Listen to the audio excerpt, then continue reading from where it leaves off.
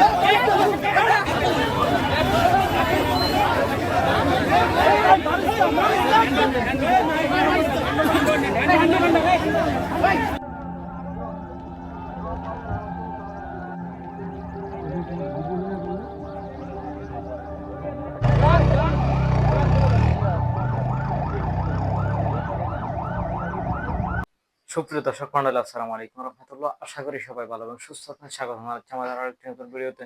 সুপ্রিয় দর্শক মন্ডলী, ভিডিও থামবে টাটার ভিডিওর কিছু অংশ বিশেষ দেখে আপনারা ইতিমধ্যে ধারণা করতে পেরেছেন আজকের ভিডিওটি কতটা গুরুত্বপূর্ণ। সুপ্রিয় দর্শক মন্ডলী, এক মুহূর্তে না তিনি সম্পূর্ণ ভিডিও দেখলে আপনারা অবশ্যই বুঝতে পারবেন আজকের ভিডিওটির মেন বিষয়টি কোন রাজনীতির কোন দিককে ইঙ্গিত করতেছে এবং আবার ক্ষমতায় কারা আসতে যাচ্ছে। সুপ্রিয় দর্শক মন্ডলী, এক মুহূর্তে না আপনি সম্পূর্ণ ভিডিও দেখার জন্য আপনাকে অনুরোধ জানাচ্ছি। তাহলে চলুন আমরা কথা না বলে সেই সম্পূর্ণ ভিডিওতে। 13ই নভেম্বরের এই লকডাউনটা ছিল সেমিফাইনাল, তাহলে 16ই ডিসেম্বর, ডিসেম্বরের 16 তারিখ অর্থাৎ বিজয় দিবসের দিন, সেদিন কি বাংলাদেশে ফাইনাল কিছু হতে চলেছে?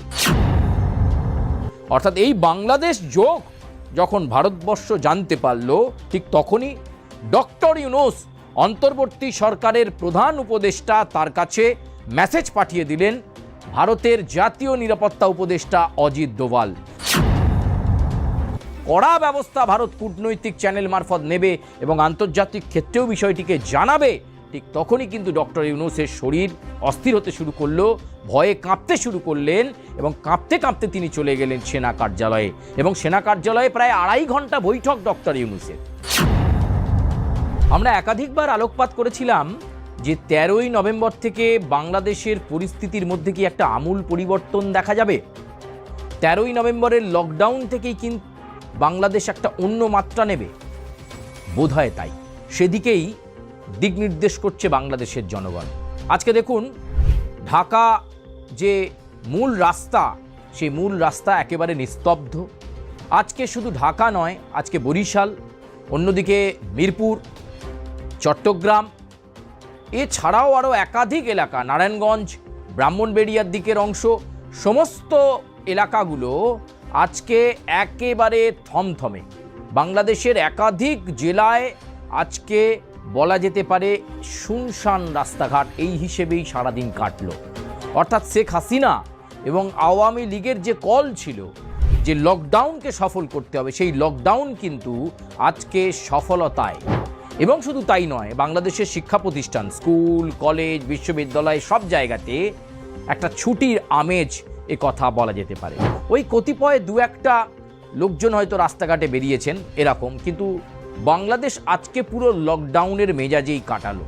তাই বিশ্লেষকরা বলছেন, সে দেশের সমালোচক যারা রয়েছেন, রাজনৈতিক বিশ্লেষক রয়েছেন, মুক্তমনারা রয়েছেন, তারা বলছেন বাংলাদেশের লকডাউন সফল।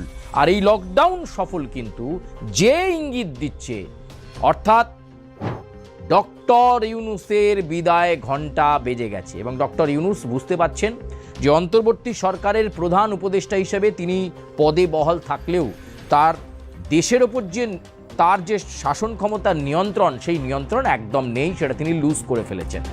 এবং এমনিতেই তিনি একটা বিশ্বাসঘাতকতার পরিবেশের মধ্যে রয়েছেন। তিনি মনে করেন উপদেষ্টা মণ্ডলীর অনেকেই আওয়ামী লীগের সঙ্গে যোগাযোগ করে চলছে। ফলে এমন একটা পরিস্থিতিতে ডক্টর ইউনূস কিন্তু অনেকটাই হতাশ এবং এই লকডাউন পূর্ণাঙ্গভাবে সফল এমনটাই কিন্তু মনে করছে বাংলাদেশের জনগণ। এবং শুধু তাই নয়, এখান থেকে আরেকটা নতুন দিক তৈরি হলো, সেটা হচ্ছে আওয়ামী লীগ কিন্তু এবার ঘন ঘন বিভিন্ন কর্মসূচির কল দেবে। এই 13ই নভেম্বর থেকে 16ই ডিসেম্বর অত্যন্ত তাৎপর্যপূর্ণ হবে। একটু একটু করে আওয়ামী লীগ তাদের ক্ষমতা বা ভলিউম বাড়াচ্ছে। আজকে অনেককেই দেখা গেছে আওয়ামী লীগের অনেক নেতা নেতৃত্ব যারা নিজেদেরকে আত্মগোপনে নিয়ে চলে গেছিলেন, তারা এবার নিজেদেরকে রাস্তায় বের করে আনলেন এবং প্রতিবাদে সরব হলেন। মহাসড়ক থেকে শুরু করে গলি রাস্তা সমস্ত জায়গায় আওয়ামী লীগ তাদের শক্তি প্রদর্শন করে দিল এবং স্পষ্ট ভাষায় 13ই নভেম্বরের এই লকডাউনটা ছিল সেমিফাইনাল। তাহলে 16ই ডিসেম্বরের 16 তারিখ অর্থাৎ বিজয় দিবসের দিন, সেদিন কি বাংলাদেশে ফাইনাল কিছু হতে চলেছে? কি ফাইনাল সেটা আপনারা সকলেই জানেন, আপনাদেরকে আর খোলসে করে বলার কিছু নেই।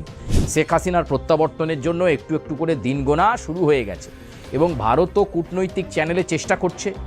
জাতীয় নিরাপত্তা উপদেষ্টা অজিত দোভাল, সেই অজিত দোভাল কিন্তু বিভিন্ন কূটনৈতিক চ্যানেলে প্রস্তুতি শুরু করে দিয়েছেন যাতে সেফলি শেখ হাসিনাকে তার দেশে ফিরিয়ে দেওয়া যায় এবং তার জন্য যে স্ট্র্যাটেজি দরকার সেই স্ট্র্যাটেজি কিন্তু ভারতবর্ষ নিতে শুরু করেছে। এবং ভারত শুধু একা নয়, ভারতবর্ষের পাশে আমেরিকা রয়েছে, যেমন তুলসী গাবার্ড রয়েছে।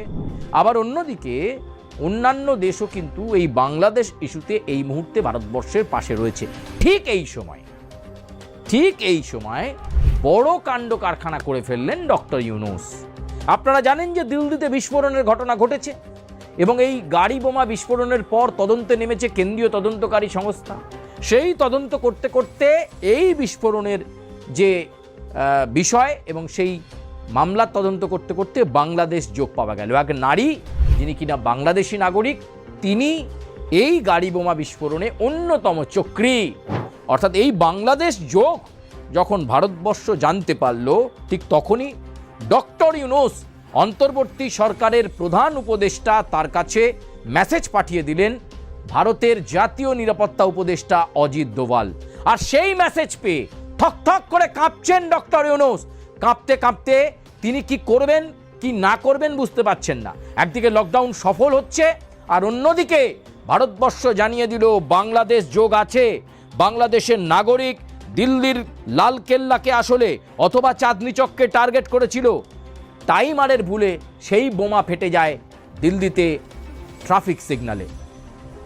ফিদায়ে হামলা বললেও ওই হামলা ফিদায়ে হামলা নয়, এই বিচ্ছিন্নতাবাদী যে হামলা, সেই হামলার নেপথ্যে বাংলাদেশ যোগের কথা জানতে পেরে গেল ভারত এবং ডক্টর ইউনূসকে কড়া মেসেজ দিলেন অজিত দোভাল। আর সেই অজিত দোভালের মেসেজ পেয়ে এবার কাঁপতে কাঁপতে সেনা কার্যালয়ে ছুটলেন ডক্টর ইউনূস। সেখানে সেনা কর্তাদের সঙ্গে বিশেষ বৈঠকে ডক্টর ইউনূস, অর্থাৎ ঘরে বাইরে এই যে চাপ, সেই চাপই বলে দিচ্ছে ডক্টর ইউনূস আর বাংলাদেশকে সুষ্ঠুভাবে চালাতে পারছেন না। এমনিতেও 15 মাসে চালাতে পারেননি। পরিস্থিতি যত এগোচ্ছে, যত ফেব্রুয়ারি মাসের নির্বাচন এগিয়ে আসছে, ততই ডক্টর ইউনূস তিনি যে পরিণত নয়, তিনি তার ক্ষেত্রে প্রতিষ্ঠিত হতে পারেন, তিনি শান্তির জন্য নোবেল জয়ী হতে পারেন, কিন্তু তিনি সরকার চালানোর মতো, দেশ চালানোর মতো ক্ষমতা যে তার নেই, সেটা কিন্তু প্রমাণিত হয়ে যাচ্ছে। যার ফলে লকডাউন সফল। এত পুলিশ নামিয়েও তিনি জনতাকে নিরাপত্তা দিতে পারেননি যে আপনারা অফিস কাছারি করুন, একেবারে অন্য দিনের মতো বাংলাদেশকে রাখুন। সেই জায়গাটা কিন্তু ডক্টর ইউনূস করছে। সরকার মুখে মুখে যতই বলুক যে পরিস্থিতি স্বাভাবিক আছে, কন্ট্রোলে আছে, আওয়ামী লীগের লকডাউনকে ঘিরে কোনো টেনশনের কিছু নেই, কিন্তু আসলে কি তাই? টেনশন সরকার নিচ্ছে। কারণ গেল 3 থেকে 4 দিন সারা বাংলাদেশে যেই ট্রেইলারগুলো আমরা দেখছি, কারা ঘটাচ্ছে? সরকার বলছে এগুলো আওয়ামী লীগ ঘটাচ্ছে। সরকারের প্রেস সচিব বলছেন, শফিক, তিনি বলছেন যে আওয়ামী লীগকে কেন নিষেধাজ্ঞা করা হয়েছে বা কার্যক্রম নিষেধাজ্ঞা দেওয়া হয়েছে এই কয়েকদিনের দৃশ্যপট দেখে বোঝা উচিত। এবং আওয়ামী লীগ বলছে তারা বড় ঘটনা ঘটাবে। ইতিমধ্যে বেশ কিছু প্ল্যান পরিকল্পনা ফাঁস হয়েছে। আমরা দেখছি পুলিশ থেকে শুরু করে সেনাবাহিনীতে বেশ কিছু প্রক্রিয়া চলছে, নড়চড় চলছে। তো এই সকল কিছু দেখে বোঝা যাচ্ছে সরকার উদ্বিগ্ন। তো এই উদ্বিগ্নতার ইস্যুতে রাষ্ট্রের অতি গুরুত্বপূর্ণ বেশ কিছু জিনিস আছে, এগুলো নিয়ে সরকার টেনশন করতেছে। তবে আমি মনে করি এই জিনিসগুলোতে আঙ্গুল দেওয়া, যেই দলই দেখ ক্ষমতায় না থাকুক আর থাকুক, এরা আসলে বাংলাদেশকে ভালোবাসে না। এরা বাংলাদেশকে ভালোবাসে না ভাই। একটা বিমানবন্দর, এইখানে আপনি কোনো রকম টাচ করবেন, আপনি যেই দলের রাজনীতি করেন, যেই কর্মসূচি হোক, সরকারে থাকেন না থাকেন, আজ জীবনের জন্য প্রবাসীদের কাছে আপনি বরখাস্ত হয়ে যাবেন যদি ঘটনা প্রমাণিত হয়। হঠাৎ করেই দেশের সকল বিমানবন্দরে সরকারের পক্ষ থেকে বিশেষ নিরাপত্তার ঘোষণা দেওয়া হয়েছে। বিমানবন্দর কর্তৃপক্ষগুলোকে, বিমানবন্দরগুলোকে বিশেষ নিরাপত্তা সতর্কবার্তা দেওয়া হচ্ছে। কারণ কি? আওয়ামী লীগের যে ঢাকা লকডাউন কর্মসূচি। আপনার গতকালকে শাহজালাল বিমানবন্দর সহ বিমানবন্দরের বিশেষ সব বিমানবন্দরকে বিশেষ সতর্কতা ব্যবস্থা নিতে কর্তৃপক্ষকে নির্দেশ দিয়েছে বেসামরিক বিমান চলাচল কর্তৃপক্ষ বেবিচক। বেবিচকের সদর দপ্তর থেকে একটা চিঠি পাঠানো হয়েছে।